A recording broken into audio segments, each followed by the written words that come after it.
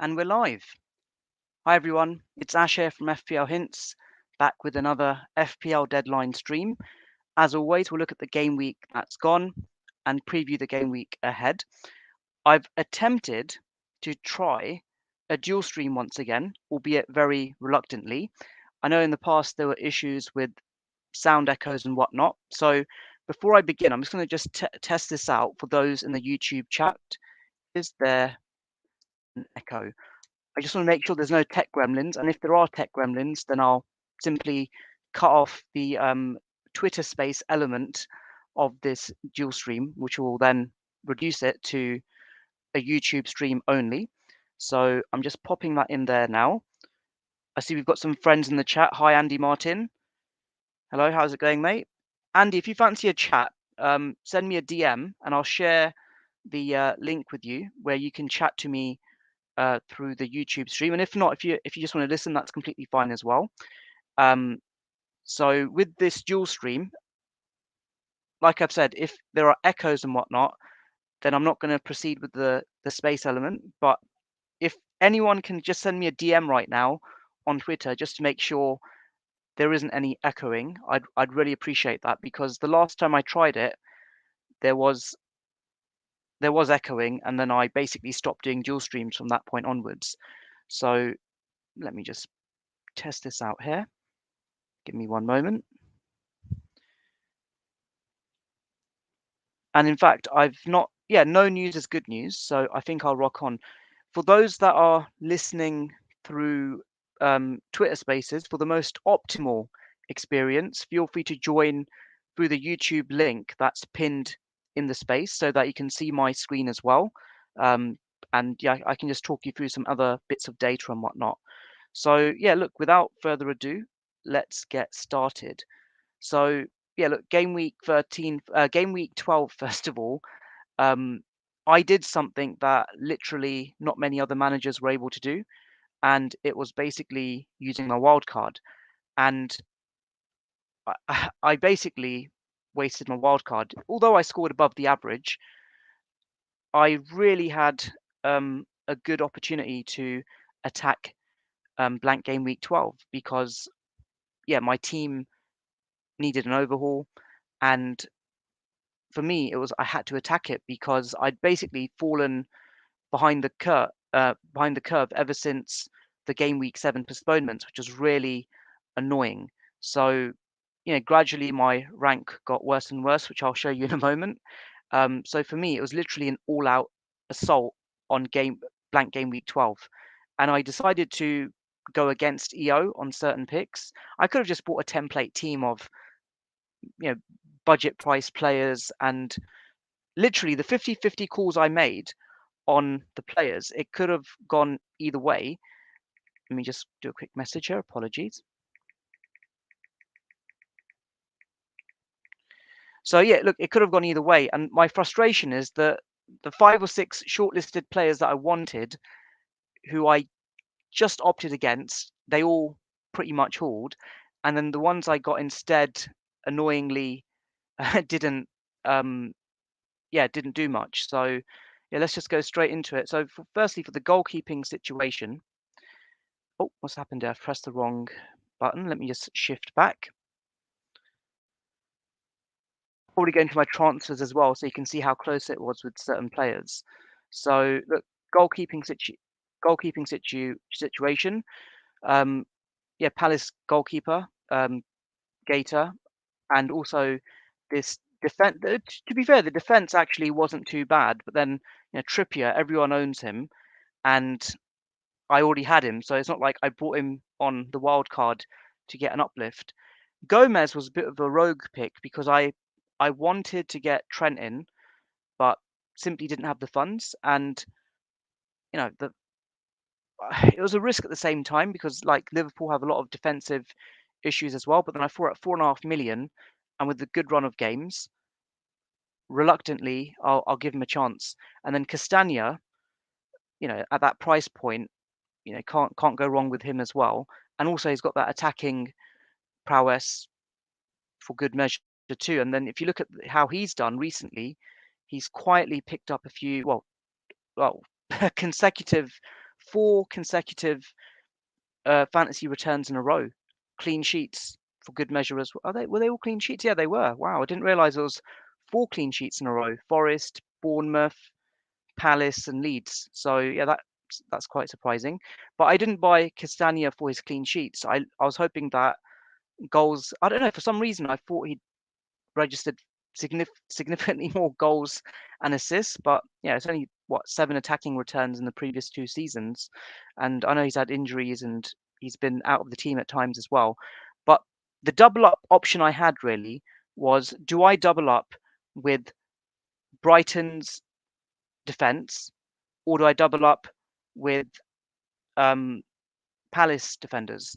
And unfortunately for me, firstly I didn't go for the Brighton option because I thought, okay, the Forest match, probably a clean sheet there, but then Brighton's clean sheets or Brighton's fixtures take a turn for the worst as well. And yeah, it was been somewhat of a mixed bag. So I thought, you know what, I'm not going to go for any Brighton defenders, which was a mistake with hindsight. I probably I had the money, I had 500,000 in the bank, so Gahey, I could have like made him easily into Webster.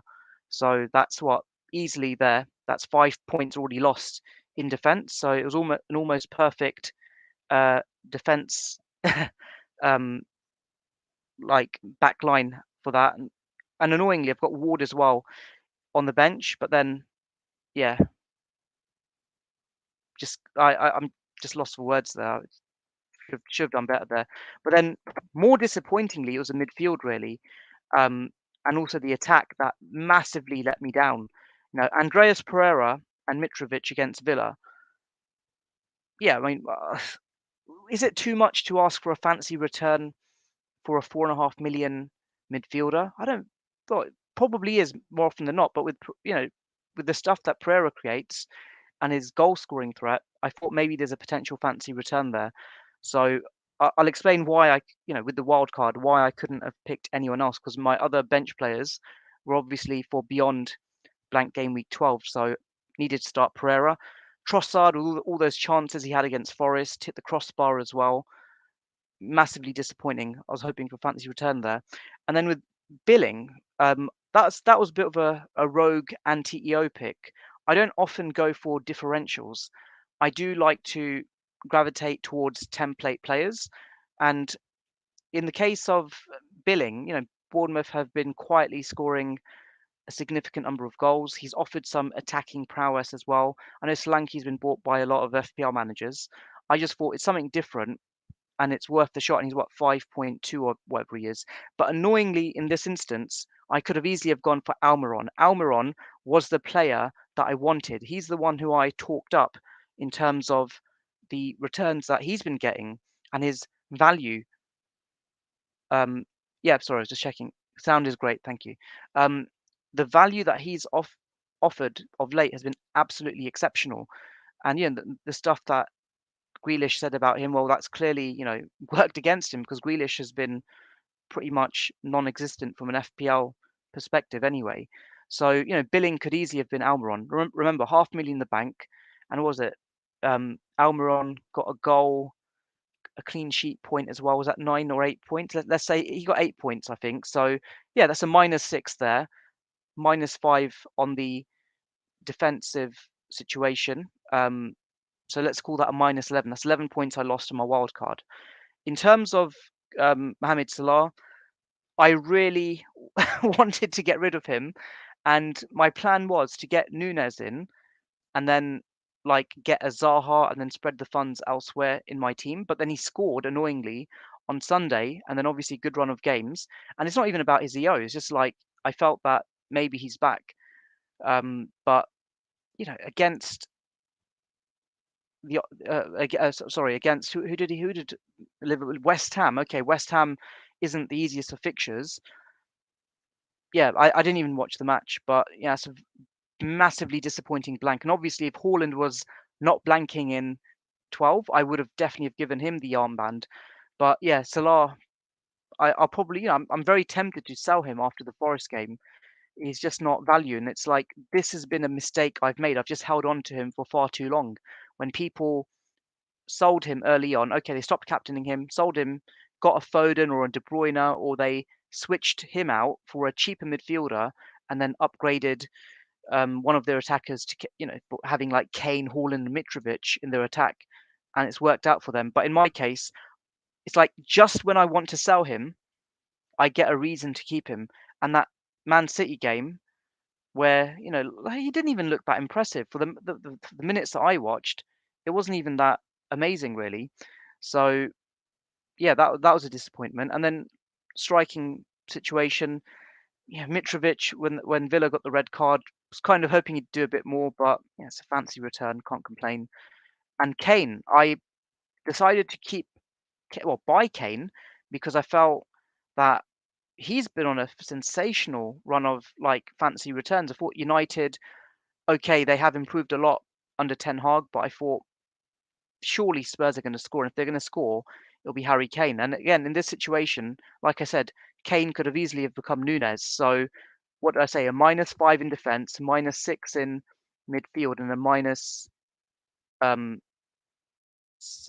another -6. I don't even know how many bonus points he's got. So like there already, I lost 18 points on players that I was going to like almost buy. But then I I've just kind of snookered myself with all these strange picks, a combination of like premium players and like anti-EO players. And great, my screen's frozen, so just give it a minute. And then on my bench, which I'll shift onto when my computer has unfrozen itself. In fact, I'll use this opportunity to speak to those on Twitter Spaces. If you want to get the most optimal experience of this deadline stream, please hop on to the YouTube link that's pinned at the top of the space. And if you're not going to do that, that's fine. If you could at the very least retweet that pinned tweet, I'd really appreciate it, just to spread the word, because I am down on numbers at the moment.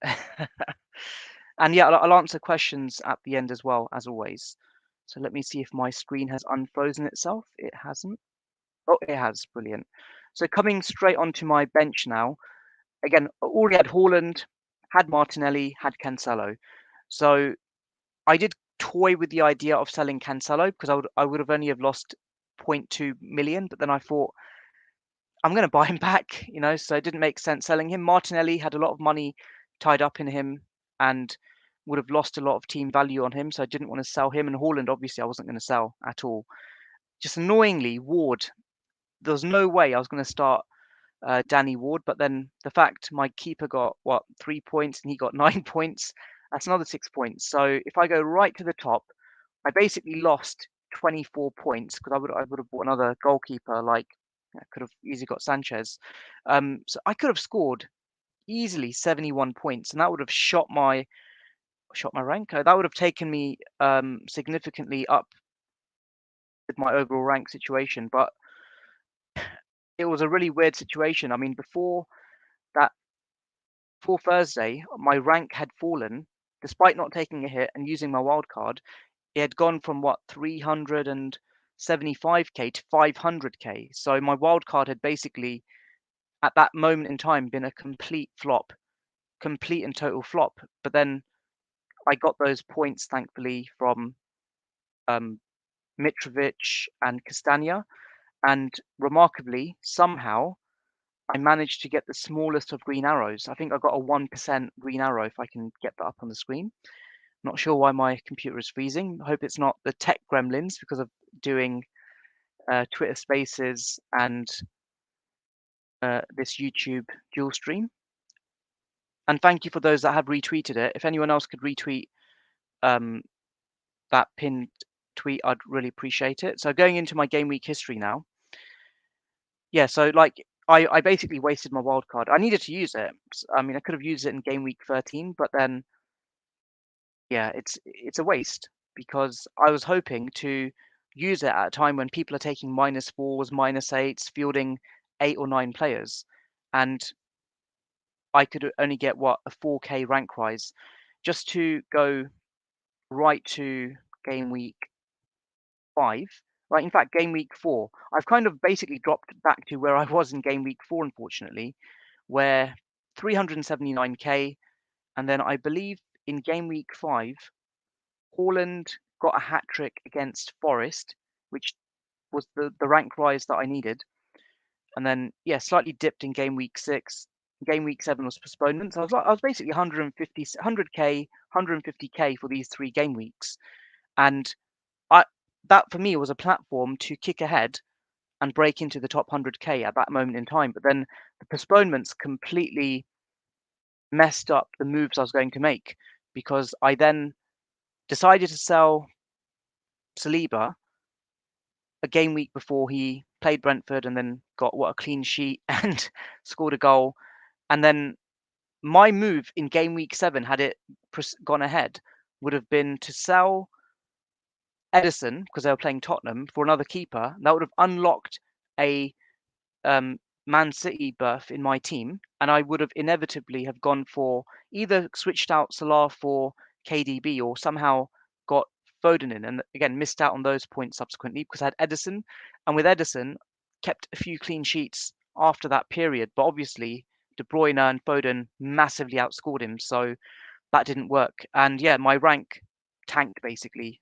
I've basically been in the 300k tier since game week 8, 3 to 400k.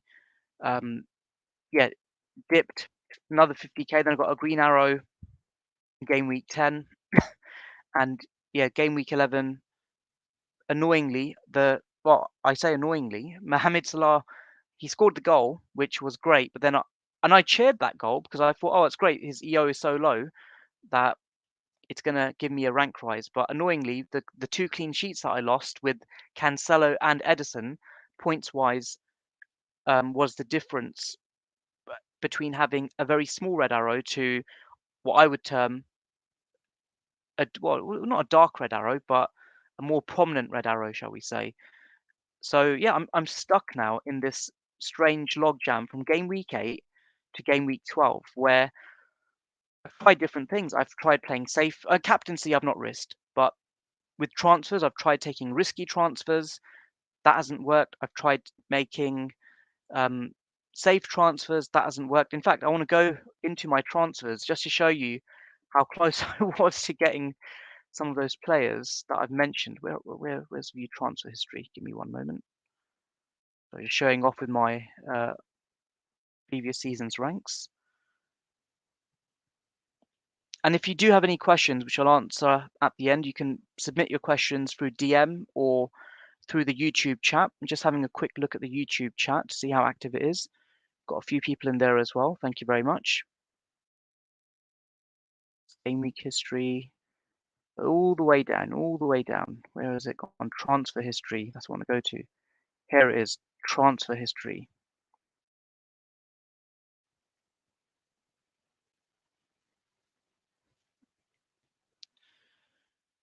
I dread to look at it, but yeah, I mean, had Gross at one point, had Almiron. Almiron was my penultimate transfer in. In fact, I bought him in twice. You can see there. Eze, you can see there, had him in my team because I couldn't afford Zaha, who I wanted. Webster, Sanchez, Darwin, Zaha, Dunk, Pope had Nick Pope, had Kepa in my team, had Leno. Okay, Young we can ignore. Solanke didn't do much. So let me go back to the wild card. That's 1, 2, 3, 4, 5, 6, 7, 8 of the players, 9 actually. 9 of the players who were in my provisional wildcard team. When I say provisional, my penultimate wildcard team, I shipped them out annoyingly, and then the other players I got in flopped. So yeah, I need to get over it, and I will get over it by not talking about it now. Let's go straight into previewing game week 13. So just give me a moment.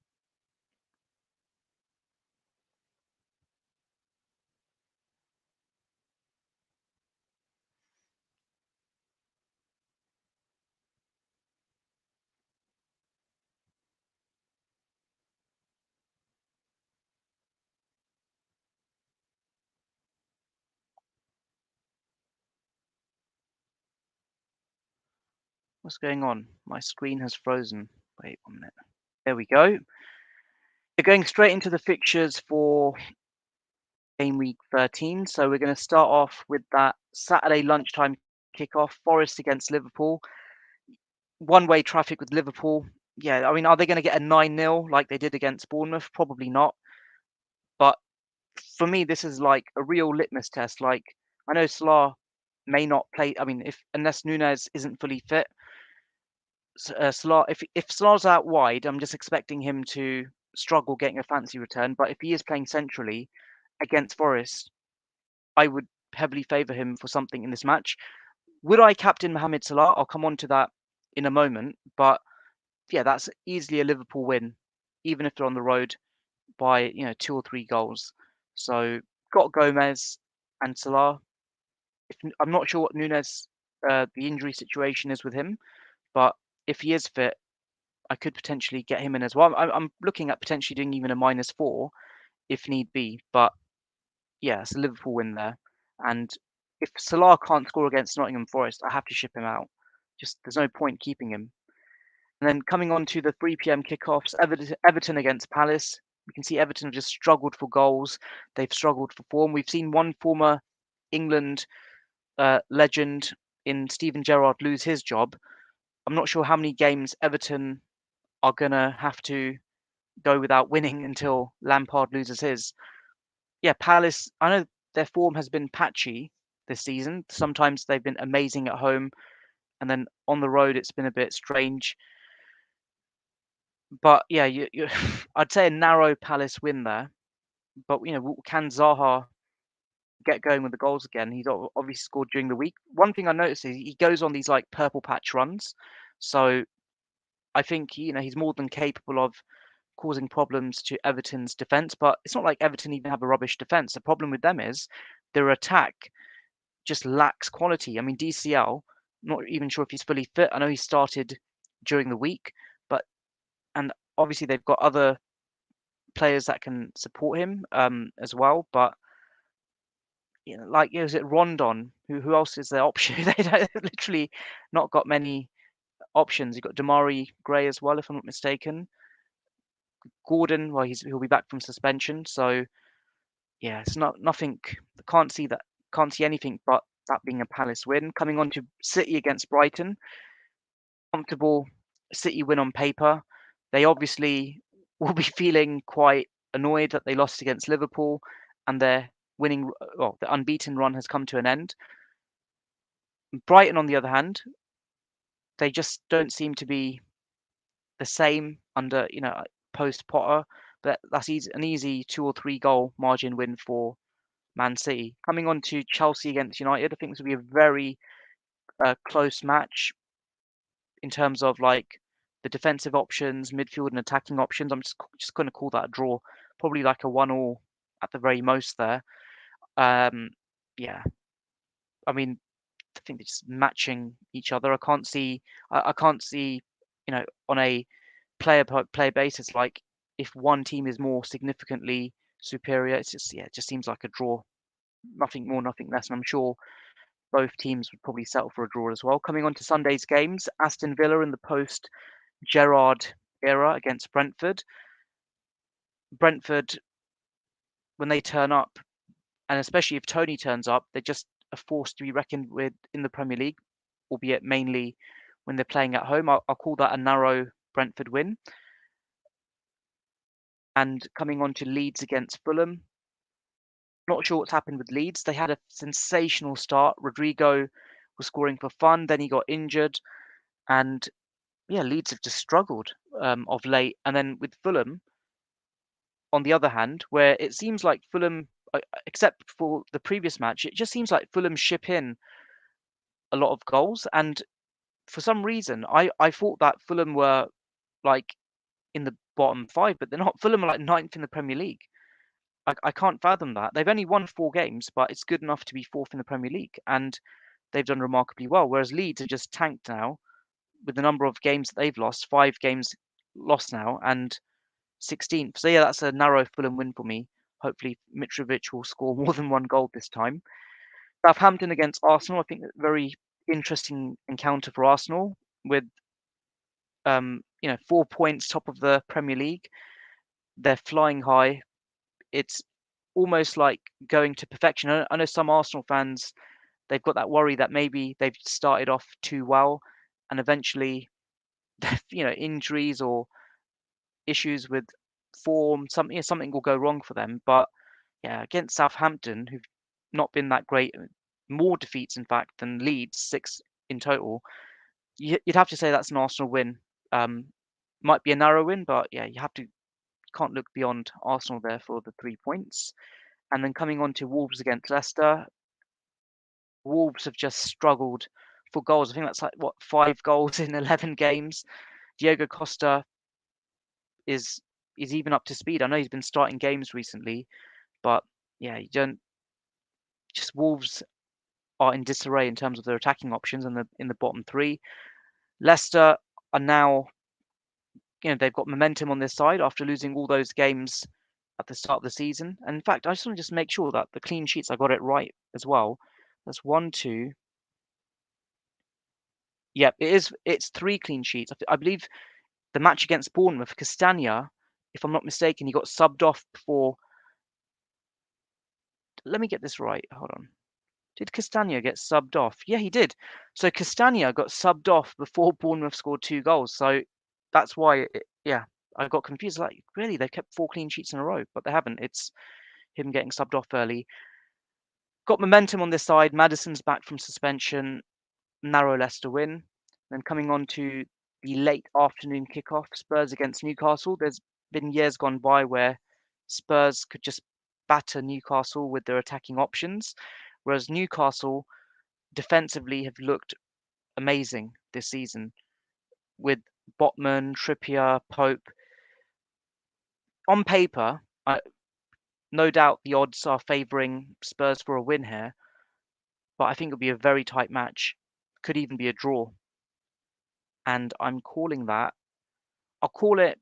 You know what? I'll call it a draw, even though Spurs could win it fairly narrowly on a narrow basis. I think that's a draw there. And then coming on to the Monday night game, completely forgot they had one. West Ham against Bournemouth. So West Ham, 13th in the league. Bournemouth, 12th in the league. Again, for some reason, I thought Bournemouth were ranked a lot lower. In my mind, I've still got that 9-0 drubbing that they got from Liverpool in game week 3, if I'm not mistaken. And yeah, this match could go either way. I think the fact that West Ham are at home, it's a big advantage to them. I'll call it a draw, a win for West Ham, but yeah, I mean that could go. But there's definitely goals in this match, but yeah, West Ham win. So let me just change that. Okay.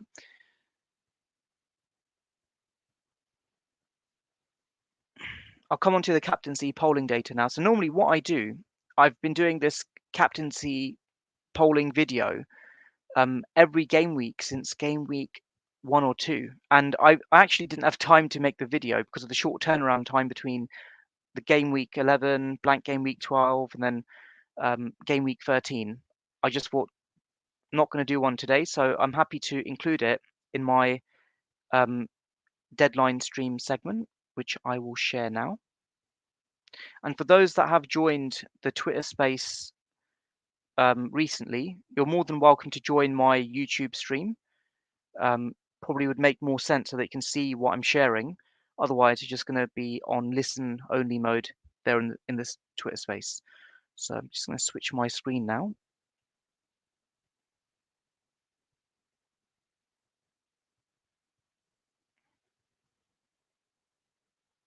And again, the question that I always ask when I'm doing the captaincy poll, it always remains the same. And it's not who you're going to captain, but who is the best captain. And by people answering that question, it helps me basically determine a lot of things. Who will be the captain, obvious captain choice more often than not. If it's a split captaincy, it's harder to determine. And by default, I will go for that option. I will go for captain obvious. And captain EO, captain obvious, basically it's people go for that player because that player may be the most informed player, but also they believe that that player is going to score the most amount of points for that game week, and it makes perfect sense. Like, why go against EO when it comes to captaincy? It's not worth taking the risk. And the poll that I did, unfortunately, people have stopped voting on my captaincy polls. I think I had like over 4,000, 3,500 votes in these polls initially, but because it's so obvious now on the perma captain situation, I just get less votes, which is disappointing, but it's still good nonetheless. I had just under 1,500 votes, and I was actually monitoring this poll as it was going in real time, and Haaland being the perma captain, despite his blank on Sunday, he's got 80% of the share. I'd normally give like an option for other, but in this instance, you're either going to captain Haaland or Salah if you've got one or the other. And yeah, Haaland with 80%, standout choice. And Mohamed Salah, if had he not blanked against West Ham, I've got no doubt that the percentages would be not neck and neck, but like might be a 60-40 split at the very best for Salah, like with him getting 40%. But yeah, against Nottingham Forest on a lunchtime kickoff away from home, I think that scared some people as well. But I think it's an EO situation that I'm projecting that Haaland will have an effective ownership among the Elite 1000 of at least 180% plus minimum. In terms of the top 10k, it'll be harder to predict because I need to look at what the EO situation was. But again, with that, with them as well, probably the same region, 175%, 180%.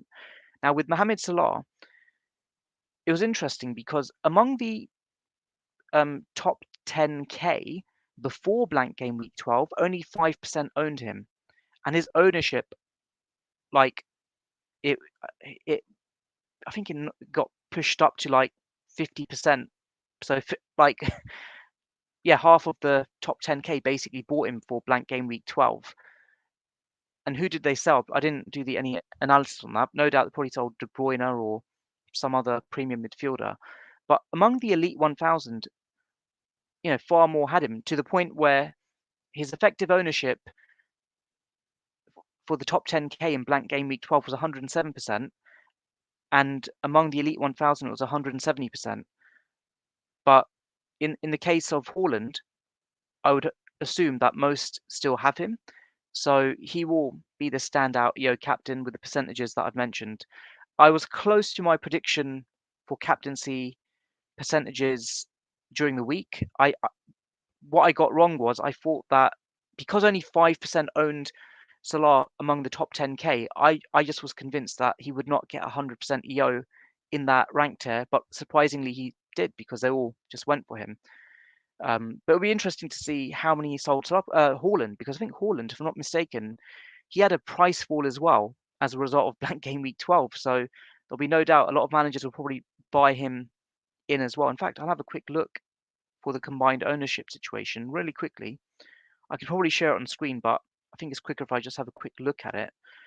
So without looking, I'm pretty confident that Haaland's effective ownership is a lot lower now in the top 10k than it is among the elite 1000, because I feel those managers wanted to solidify their rank in that tier. But let's have a look if my prediction is correct, if I can get it up. So Man City's combined ownership. Now I'm checking this on livefpl.net. So Haaland's ownership was dropped to 76% among the top 10k for blank game week 12. And if I now flip it, so it's the elite 1000. Let's see what I get for them. So 76% for the top 10k. And if I get this wrong, I'll probably redo all of my EO predictions that I've just given. Yeah, I was right.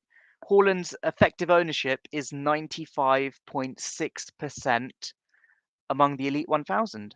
So the percentages that I gave there, that easily he'll exceed 180% among the Elite 1000. I will revise my 10k captaincy prediction now because it's slightly less. Probably be 100. Okay, not 170 for them. Probably 100, just under, maybe 160% among the top 10k for his effective ownership. No doubt a lot will buy him back again. It'll be interesting to see who they sold. I'm thinking the only options they really had in blank game week 12 by selling Haaland, they probably took a -4 and upgraded other players. But if it was a like for like move, some probably went for Kane, some probably went for Nunes. So yeah, I'm glad I got that prediction right though. That more had him in the Elite 1000 than had him in the top 10k. And the reason I assume that is I feel that the managers in the top 10k will take more risks because that's how they got there. They've been very like pugnacious in their approach to be that high. They've, some of them, well, I say a significant amount of them have used some of their chips already. So for them, they wouldn't really care less about losing team value in selling Haaland. And I think they'll be in for a shock when they try and buy him. Some of them will have to um, like probably sell some other player, probably need a -4 in some cases to get Haaland back. And yeah, before I proceed on to the next segment, for those that are in the YouTube chat, if you're able to like, comment, share, or subscribe, that will be greatly appreciated. I have to say that because of the way the YouTube algorithm works, because yeah, it is what it is. I'm not getting any traction unless you do one of those things. And if you're in the Twitter space, you're welcome to click on the link above and join the YouTube stream. But if you don't want to do that, if you're at the very least able to retweet the pinned tweet, that would be greatly appreciated as well. So I guess I'll move on to the questions now. I've got quite a few that have come in from the chat, and I've got a few in my DMs, and also some that I've got on my timeline as well. So just going to flick my screen. Give me one moment.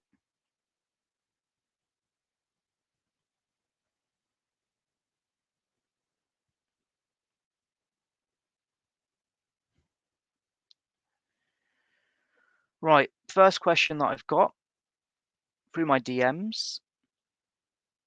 With only 4 games remaining, how much do you think Game Week 13 wildcarders should gamble? With both Darwin and Saka a somewhat doubt for Game Week 12, should they be cut since missing this game would make them miss 25% of all matches? That's a really good question.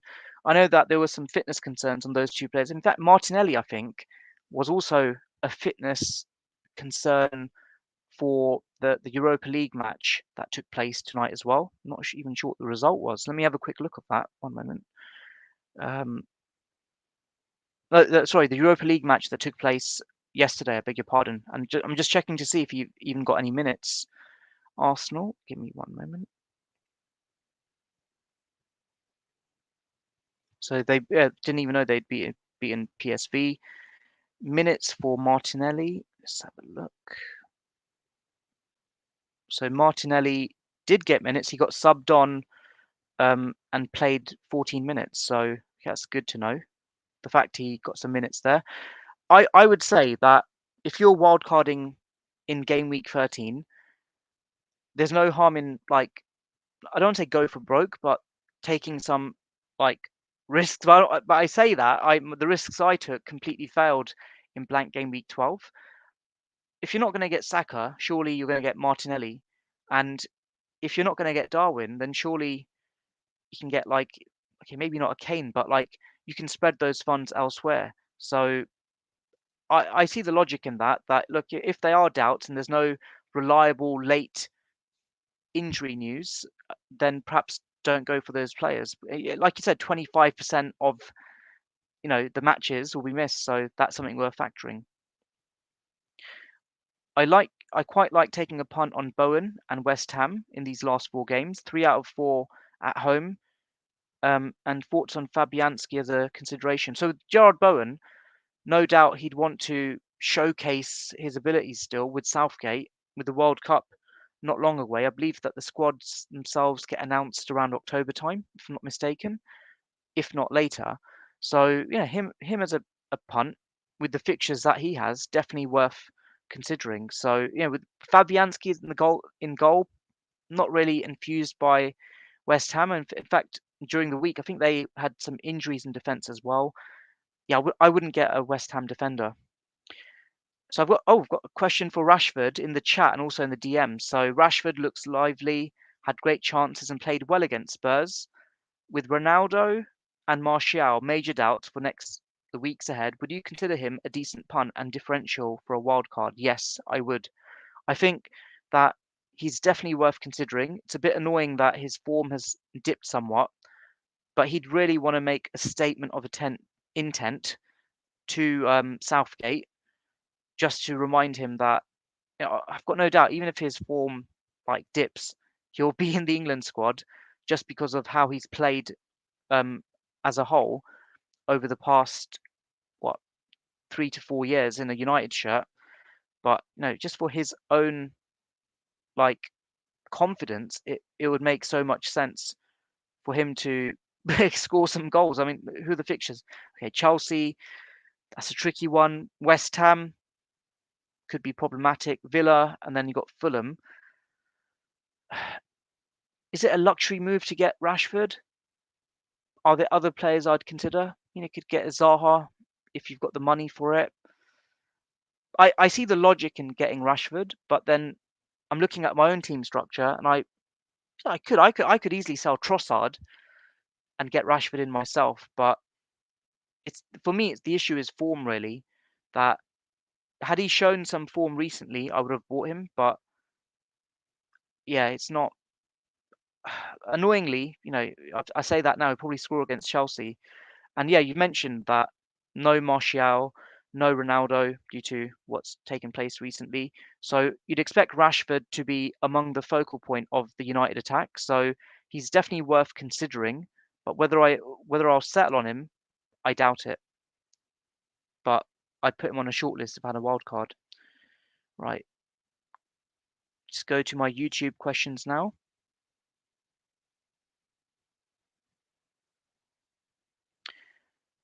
So just comment about my billing pick. You liked the billing pick. Didn't work out this round, but there are solid numbers behind it. Almiron worked out better last week. Let's see what happens this weekend. Yeah, I can't get over it because I really for me, if I just had one additional fancy return in blank game week 12, I would have gone from 370k to almost breaking 300k. I had two fancy returns, I'd be like 250k. Three fancy returns, I'd be knocking on the door of the top, well, not top 100k, but like 100ish k rank. And I really blew it. I'm just so gutted that like I discussed at the start of the stream, that 4 or 5 players who were in my provisional and penultimate wildcard squad, I ditched them. But it is what it is. Just got to move on and hope for the best. But I think one thing that I've learned, like the super punt picks, I basically went against EO and it didn't work out. So and that's something that I talk about time and time again as well. That's the risk when you go for a differential, and I seldom buy super differentials. I just thought with Billing, I thought it kind of made sense. He's been very under the radar. Didn't notice anyone buying him, so I thought it would be a good option, especially with the way that I'd built my squad for blank game week 12 and beyond. How would you attack game week 13 if you still had your wild card? It's a good question. I would look to probably do it in the same way as I did in blank game week 12. Ensure that I've got the key premium assets in my team. And in fact, one thing that I did do, which I didn't really mention earlier on, which I've not seen many actually have, is I've got Kane, I've got Salah, and I've got Haaland in my team. So I've got the freemium in my team. And that was something that I thought I'll take a punt on in blank game week 12. Of course, I had to bench Haaland in blank game week 12. But yeah, Salah, I've just not been getting value for Salah, so I wouldn't recommend that actually. So if you do have a wild card, don't go for the premium. Look to spread your funds. I definitely say triple up on City, triple up on Arsenal, triple up on Liverpool, but do it in a way where you're not relying on Mohamed Salah. Okay, maybe not triple up on Liverpool, but get one of the get Trent back in if you're in a wild card, definitely. But yes, spread the funds and just ensure that you've got a few um, risk-taking players in there as well. Not risk-taking, I call them upside players basically in your team as well, in addition to those that conform to the template.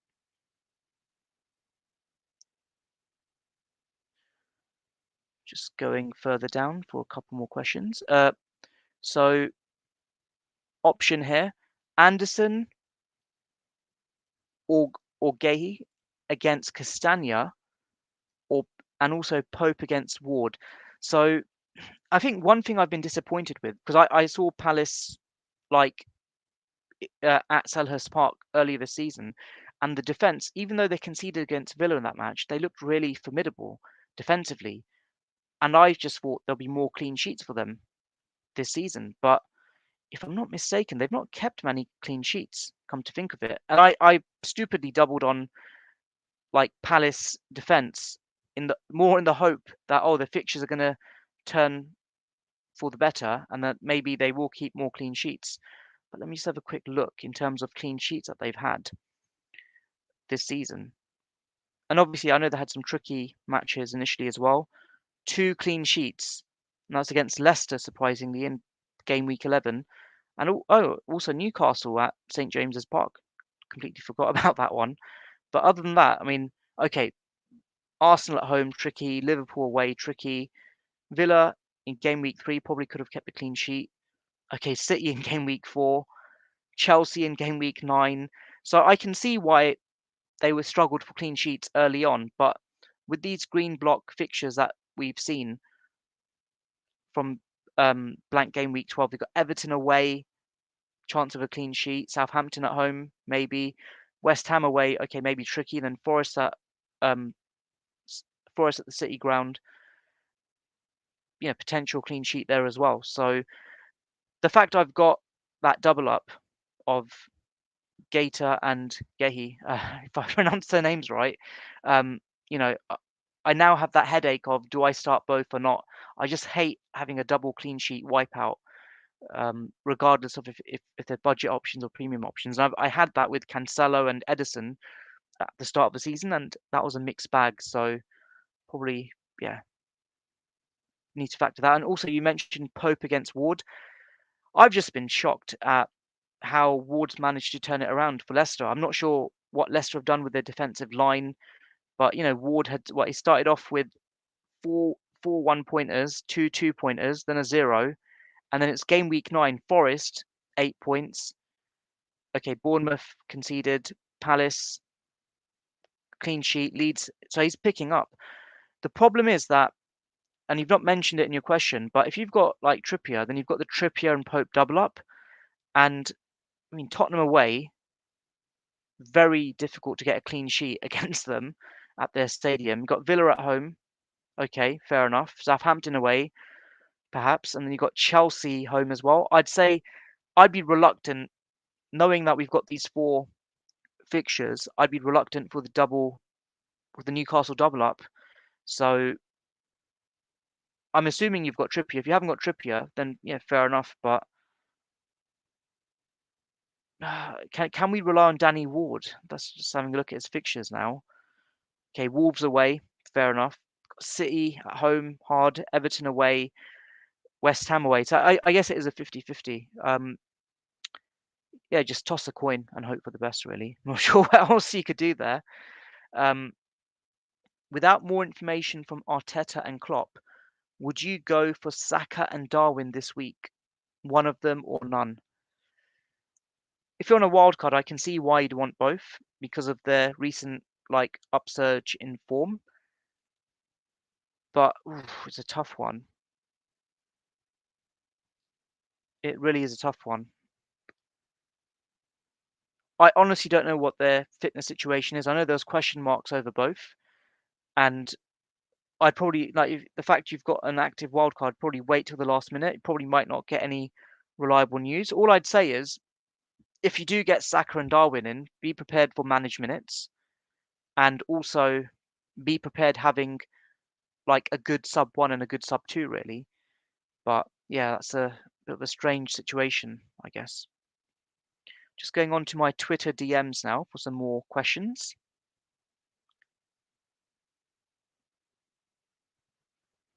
I've already made a transfer, but I'm considering a -8 by selling De Bruyne for Foden and Cucurella for Cancelo. Is De Bruyne injured? That seems a bit of a strange move. I would not sell De Bruyne for Foden. I see why you're doing it. You want to unlock funds so that you can then upgrade and get Cancelo. But then what are you going to do if De Bruyne bangs or gets the same number of points as Foden? It's kind of like nullified that -4, and then you're hit. You know, what guarantee is there that um okay, I can see, Cancelo may outscore Cucurella in game week 13, but yeah, I'm not really feeling that -8 to be honest with you. Yeah, I wouldn't want to sell De Bruyne. I mean, you've cropped out your bench conveniently, so if you could show me your bench, and I'll happy to, I'll be happy to uh, answer a follow up there. But yeah, De Bruyne to Foden doesn't seem right to me, even though you'd get Cancelo in the other -4. So fair enough. Tell me about this team. So I can't share this team because it's on Twitter Spaces, but you've got Haaland and Tony up front. Seems fine. You've got Martinelli, Bowen, Foden, Saka, Salah, White, Gomez, Cancelo, Raya. It looks fairly balanced. I see, yeah. Got your bench, Trippier, sub 1, fair enough. Got Bueno and Archer. Yeah, but you're saying tell me about this team for 4 weeks. I really couldn't say how it's going to do for 4 weeks. I'm assuming it's your wild card team. Seems fairly balanced. I'll come on to some more questions now. Just give me one moment. For those that are in the Twitter space and you're not going to join the YouTube stream, that's completely fine. But if you're able to retweet the pin tweet in the space, I'd really appreciate that. And I'm just glad I'm not getting any echo because I stopped doing the dual stream because I was getting an echo, and both the YouTube listeners and the um, Twitter space people could hear it. But thankfully it's not happening right now. So yeah, if you're not going to hop onto the stream, just retweet that. I'd really appreciate that. Thank you very much. Another question: how worried should we be about Tony and his 4 yellow cards? It's a good question. I mean, what's going to happen? He gets a yellow card in his next match, and then you can just ship him out, right? We had it with Madison in the blank game week as well, and if I'm not mistaken, Jesus, is he on 4 yellow cards as well? And also, without looking, I think Saliba might be as well. There's quite a few players who are on this like yellow card tightrope. So I would say, like, you're not going to obviously you're not going to sell Tony because he's got 4 yellow cards, right?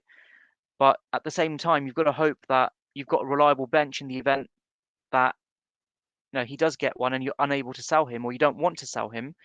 But at the same time, there's plenty of like sideway moves that you can do in the event he does get a suspension. But this yellow card situation, it's going to be quite significant for these 4 game weeks going in the run up to the World Cup because so many players are in this situation.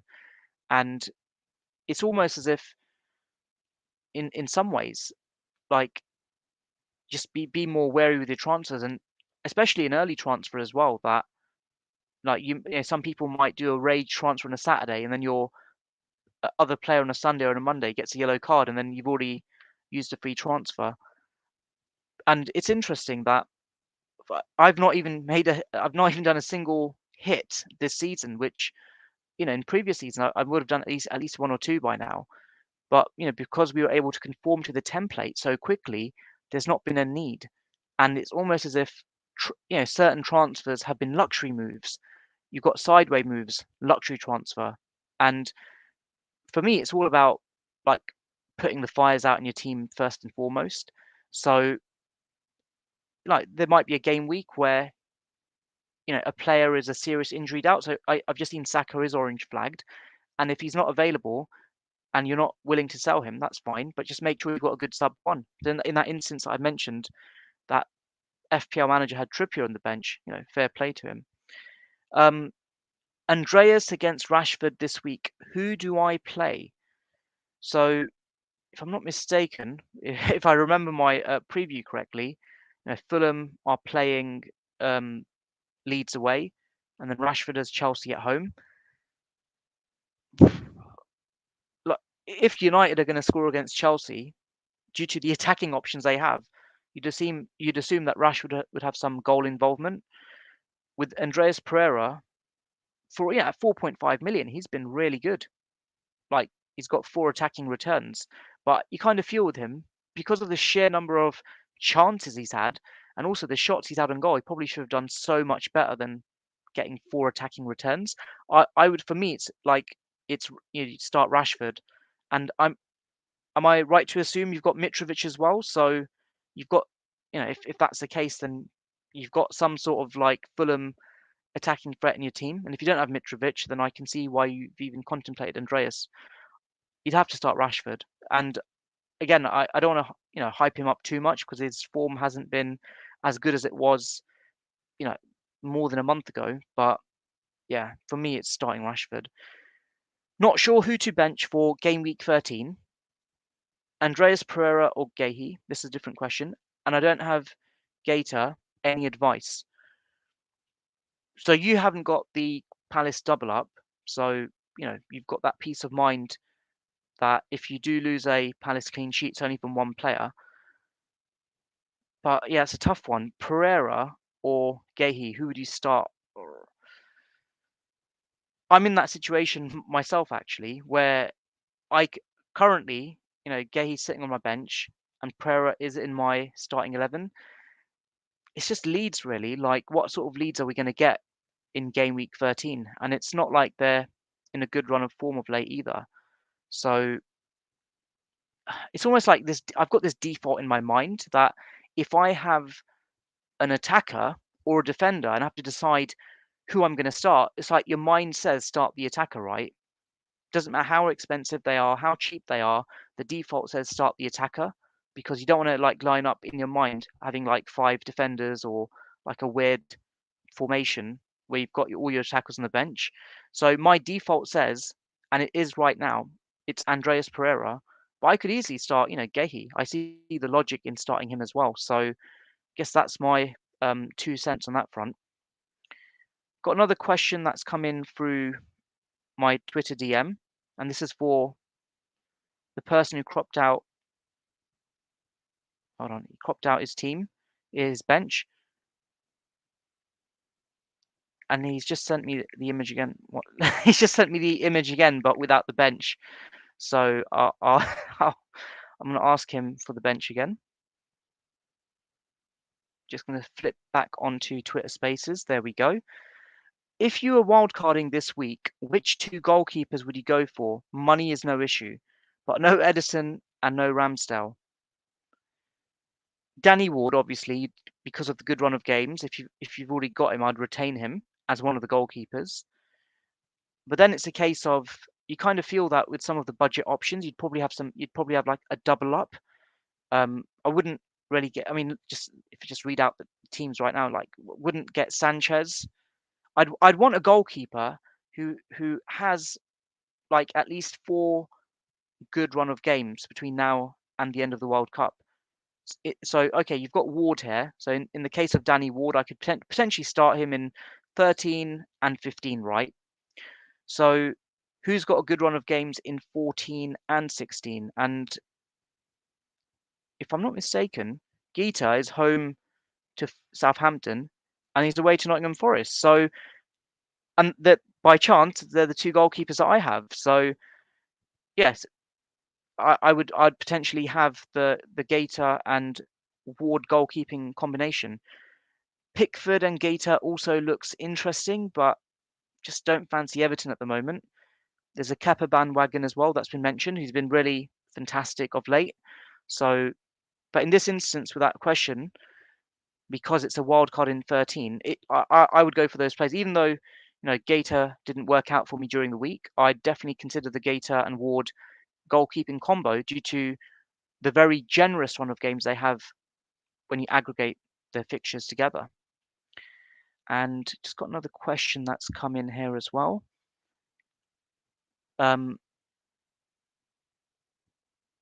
Thoughts on captaining Mohamed Salah? So I've already done the captaincy segment where I've basically projected that Haaland will have a very high EO. He will be the EO captain in game week 13. I just feel with Mohamed Salah that, okay, he scored against City and he blanked against West Ham. Is he going to play centrally against Forest? If he is, it would be an interesting prospect. But then, Haaland could haul, pardon the pun, against Brighton. And if Salah blanks and it's a lunchtime kickoff, we know what happens at lunchtime. If he blanks and Haaland hauls, that's going to devastate your rank. So you've got to really factor that in as well. Like Mohamed Salah is not perma-captain Mohamed Salah. He's not the same. And I would say that Haaland is the standout captaincy choice, and he is the only captaincy option for me. Okay, if you're going for broke and you're ranked, I don't know, like 4.8 million, and you're willing to take that risk, fair enough. But I couldn't countenance giving Salah the armband at all this game week. It's just not worth the risk, really. And if at the same time, like with Man City, I know Haaland finally blanked on Sunday, but hey, it was Liverpool. Got a fantastic record in the Premier League at Anfield, especially with Van Dijk as well in the team. And to be honest with you, I wasn't even expecting Liverpool to get any result in that match. It shocked me watching how City had a goal disallowed and had plenty of chances to score, but yeah, that they really, I don't want to say Liverpool got lucky, but Man City on paper should have won that match on Sunday. On a wild card, would you go for Trent and Diaz or Cancelo and Gomez? Oh, I see what you've done there. It basically comes down to forget Diaz and Gomez. Do I fancy Trent or Cancelo?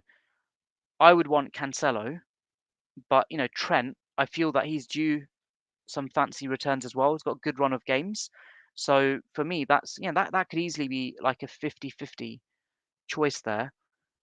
But I'm just trying to work out in my head, like money wise, like I think the Trent and Diaz combo is probably a bit more expensive. With Cancelo and Gomez, I believe you'll also have some money spare as well. So perhaps go for that option.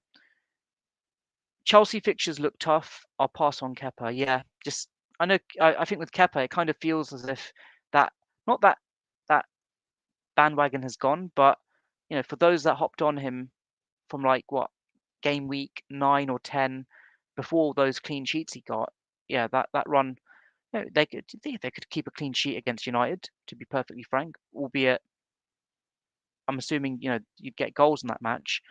But yeah, Kepa at 4.4, that's sensational value. So, fair play if you've benefited with his returns. Next question. I've got Zaha and Firmino.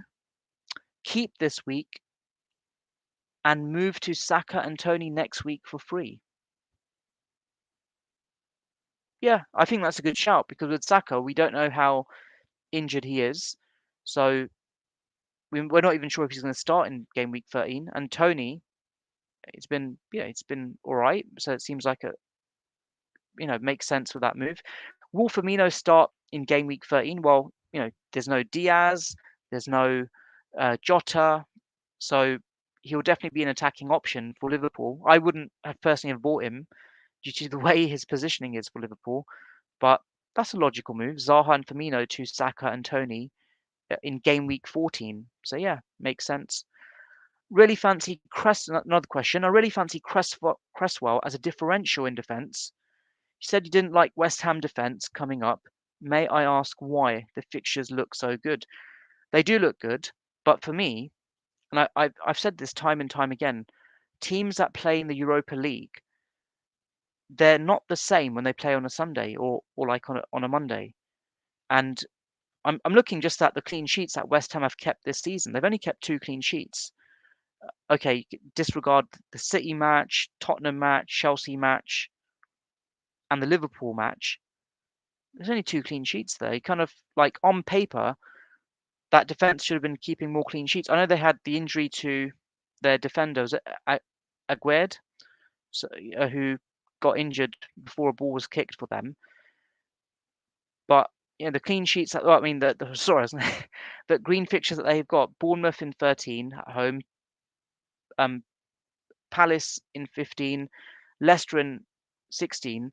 I see the logic behind it. 3 home games, but then I'm thinking to myself, like, again, I want to just put my biases on the table. Bought Emerson for Saliba after the postponements. That didn't work for me massively, and I bought Skamaka for who did I buy? Who did I sell?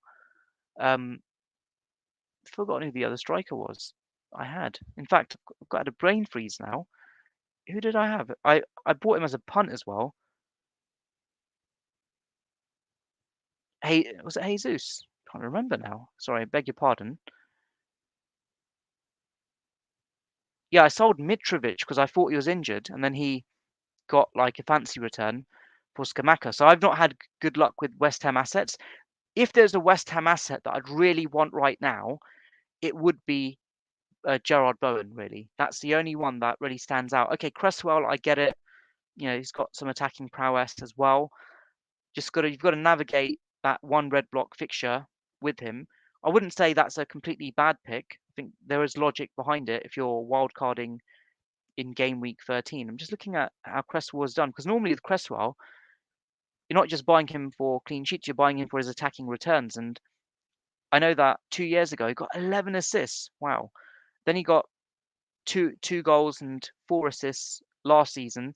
He's not had a single attacking return this season. So it's somewhat of a risk. Okay, 3 green block home fixtures, I totally get that. But then, at what's his price? 4.8 million? Okay, it's quite cheap considering what he can offer. It's an upside pick, and if you fancy it, fair play to you. I don't think it's a bad pick, Cresswell. Okay, Man United, you can bench him for that fixture. Trying to think now. You're tempting me now with that pick, but no, it's not a bad pick. But as a default, I wouldn't favour a West Ham defender right now. But yeah, with Cresswell, I could probably make an exception. I've already been scammed by Skamaka, so once bitten, twice shy, as they say. Next question. I've got money for both. Would you go for White or Gabriel for an Arsenal defender? If I'm not mistaken, with Gabriel, might be wrong on this. Why is that? Why is that? Something's flashing in my mind on Gabriel. Is he on? Just checking his yellow card situation. No, he's only got 1 yellow card. I would say Gabriel, you got 5.1 million. White, 4.5. I know Gabriel, like his attacking threat was sensational last season. He's only scored 1 goal so far. And with Ben White, let's be honest, there's no attacking threat there for him. He's only had like 1 attacking return in the Premier League since the 18-19 season. If you've got cash to spare, fair play with Gabriel.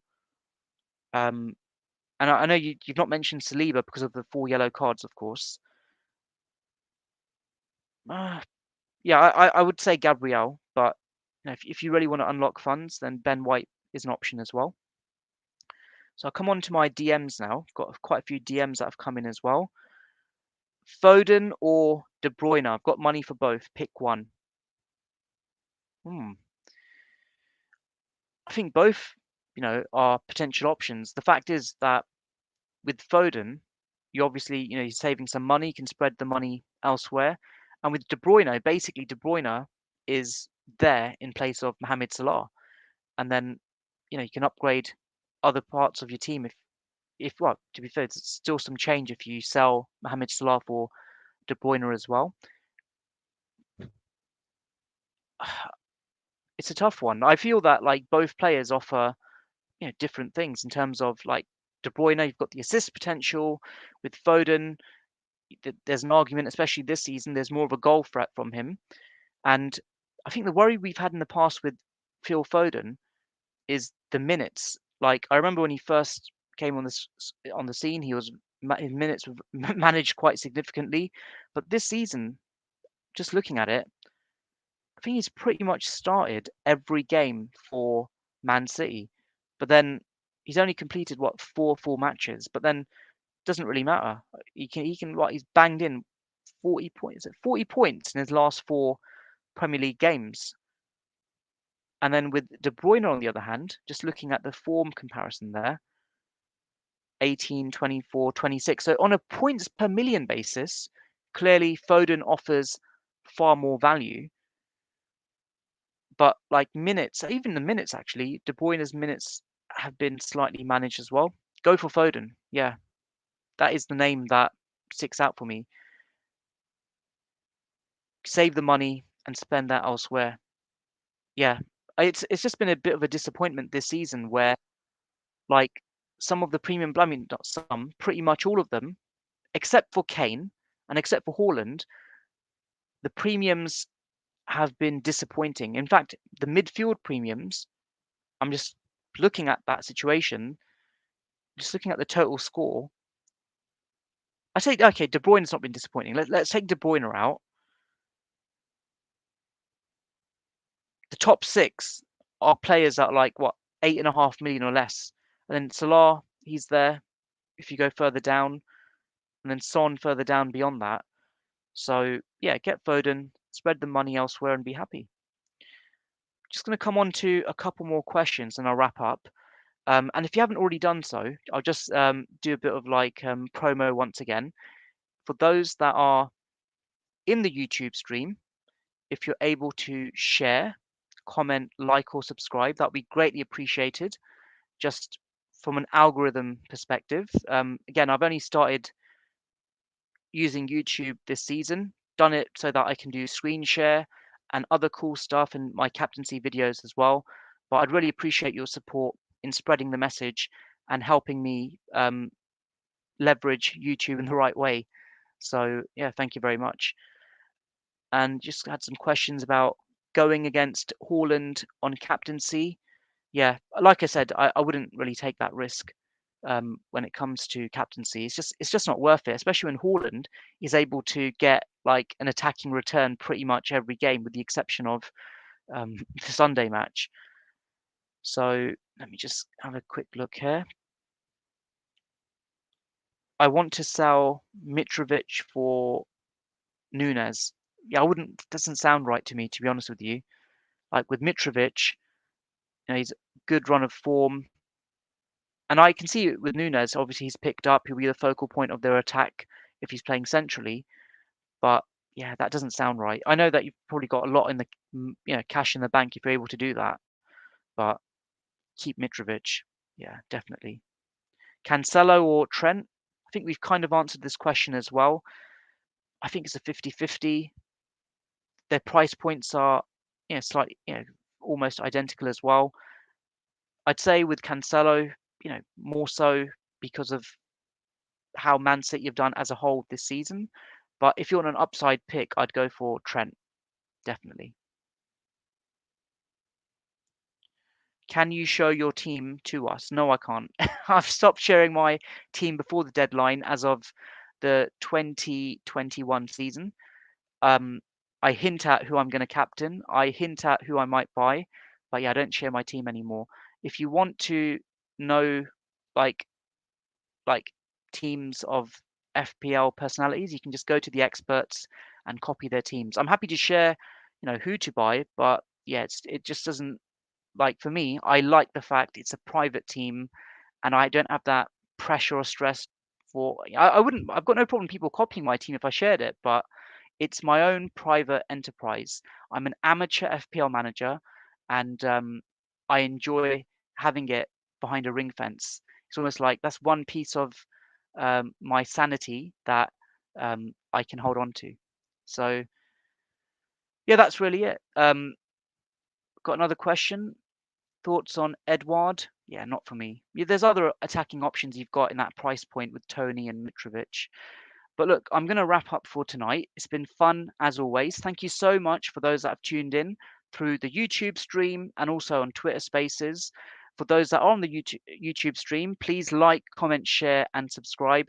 And for those that are on the YouTube stream, yeah, thank you as well. On that note, may your arrows be green, may your mind be serene. Take care. All the best. Have a fantastic game week 13. And I'll add timestamps to the YouTube stream for those that missed out early on.